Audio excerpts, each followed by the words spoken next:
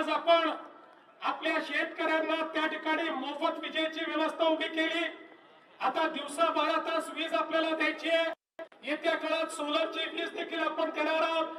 पण त्यासोबत आमच्या शेतकऱ्यांना सिंचनाच्या सोयी देऊन त्यांना कायम कर्जाच्या विळख्यातनं आपल्याला मुक्त करायचं आहे। आणि म्हणून सगळ्यात महत्त्वाचं काम आपण हातामध्ये घेतलंय। आमचे दोन्ही मंत्री या ठिकाणी कामाला लागलेले आहेत आणि आम्ही ठरवलेलं आहे या ठिकाणी आमचा जो काही सगळा बाहेरचा भाग आहे, विशेषतः आमच्या ज्या समुद्रात वाहून जाणाऱ्या नद्या आहेत, या नद्यांचं पाणी थेट तिकडनं उचलायचं आणि नदी जोड प्रकल्पाच्या माध्यमातून मराठवाड्यामध्ये आणि या नगर जिल्ह्यामध्ये आणायचं, जेणेकरून आमच्या मराठवाड्याच्या या पिढीने दुष्काळ पाहिला, पण आम्ही शपथ घेतली आहे मराठवाड्याच्या पुढच्या पिढीला आम्ही दुष्काळ पाहू देणार नाही। त्यांना दुष्काळातून मुक्त करायचं आहे आणि याचं काम आम्हाला याच वर्षी सुरू करायचं आहे। याची तयारी देखील आम्ही सुरू केलेली आहे। बंधू भगिनींनो, हा जो काही आशीर्वाद आम्हाला मिळालेला आहे, या आशीर्वादातून आम्हाला मोठं परिवर्तन घडवायचं आहे। आणि म्हणून आमच्या लाडक्या बहिणी असतील त्यांनाही मी सांगू इच्छितो, आम्ही तुमच्या पाठीमागे उभे आहोत, आमच्या शेतकऱ्यांच्या पाठीशी आम्ही उभे आहोत आणि ज्या ज्या गोष्टी करण्याची आवश्यकता आहे, आपण आम्हाला 5 वर्षाकरता निवडून दिलेला आहे।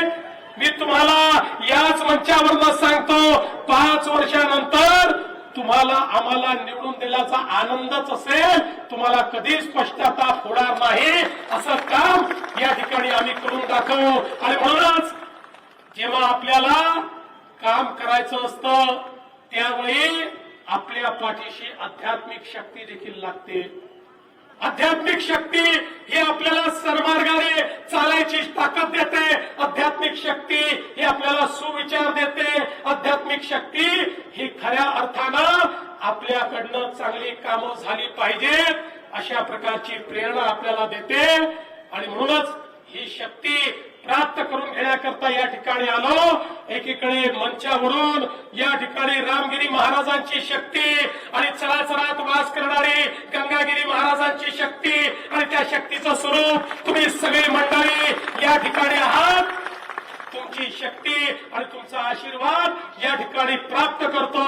आणि तुम्हाला पुन्हा एकदा सांगतो, आता या वर्षी आलो, दरवर्षी येणार।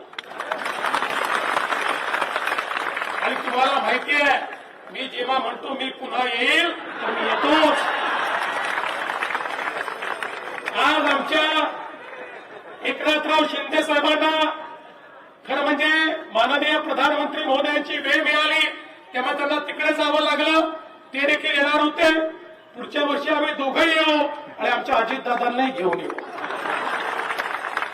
मी पुन्हा एकदा महाराज आपले मनापासून आशीर्वाद घेतो आणि आपण निमंत्रित केलं त्याबद्दल आपले आभार मानून माझे 2 शब्द संपवतो। धन्यवाद। जय हिंद, जय महाराष्ट्र, छत्रपती शिवाजी महाराज की। धन्यवाद। मुख्यमंत्री देवेंद्र फडणवीस साहेब यानंतर आभार व्यक्त करतायत नितीश भाऊ परदेशी। लोकशाही मराठी ऐका, पहा, जागरूक रहा।